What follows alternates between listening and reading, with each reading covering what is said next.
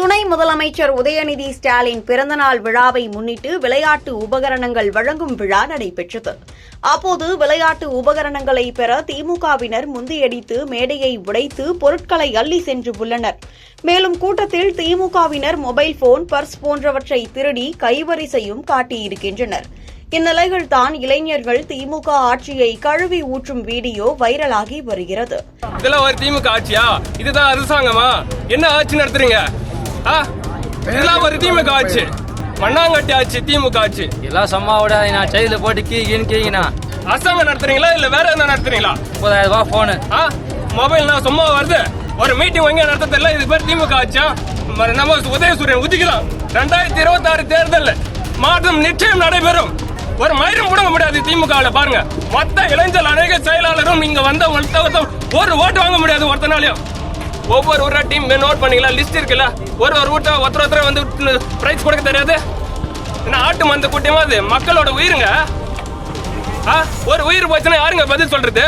கொஞ்ச காலத்துல அசம்பாவிதம் நடந்திருக்கும். எத்தனை உயிர் போயிருக்க? என்ன கொஞ்ச நேரத்துல மிஸ் பண்ணியிருந்தா?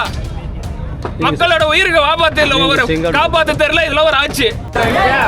நல்லா திருப்பி காட்டு, திரும்புங்கடா.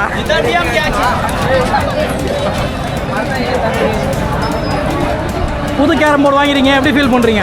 பழைய கேரம் போர்டு வாங்கிட்டுங்க, புது கவர்மெண்ட் நினைச்சு என்ன பண்றீங்க தெரியல. சோகத்தை மன வருத்தத்தோட வீட்டுக்கு போயிட்டு இருக்கோம். ஏன் என்னாச்சு? மொத்த வச்சு குளமா குத்துட்டாங்க. திமுக ஆச்சா? திமுக குளம்னா என்னவோ ஏதோ குத்தி வச்சிருக்காங்க. அடுப்புக்குதே திருமணம் போல இருக்குது. அடுப்புதே திருமணம் வேற எது? நீங்களே பாருங்களேன், ஒன்னுத்துக்கு யூஸ் இல்லை. அமைச்சர் உதயநிதி ஸ்டாலின் பிறந்தநாளை முன்னிட்டு ராணிப்பேட்டை மாவட்டம் வாலாஜாபேட்டை அருகே அமைச்சர் காந்தி தலைமையில் நலத்திட்ட உதவிகள் வழங்கும் விழா நடைபெற்றது. இந்த விழாவில் பங்கேற்றவர்களுக்கு விளையாட்டு உபகரணங்கள் மற்றும் நலத்திட்டங்கள் வழங்கப்பட்டன. அப்போது பொருட்களை பெறுவதற்காக திமுகவினர் மற்றும் பொதுமக்கள் திடீரென முண்டியடித்ததால் அந்த இடமே போர்க்களமாக மாறியது. இந்த எதிர்பாராத கூட்ட நெரிசலில் சிக்கி பலர் காயமடைந்தனர்.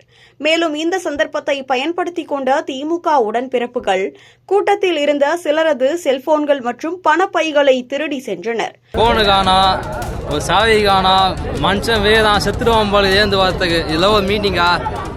இதெல்லாம் சும்மா விடாதீங்கண்ணோ. எதுவுமே கிடைக்கலையா? போனும் கிடைக்கல, மனுஷன் மீண்டு வந்தா போதுன்னுக்குது. இதெல்லாம் ஒரு மீட்டிங்கா? இந்நிலையில் பலரும் ஆளும் அரசால் ஒரு நிகழ்ச்சியை கூட சரிவர நடத்த ஏற்பாடு செய்ய முடியாதா என்றும், இது எல்லாம் ஒரு ஆட்சியா என்றும் கடுமையாக விமர்சித்து வருகின்றனர்.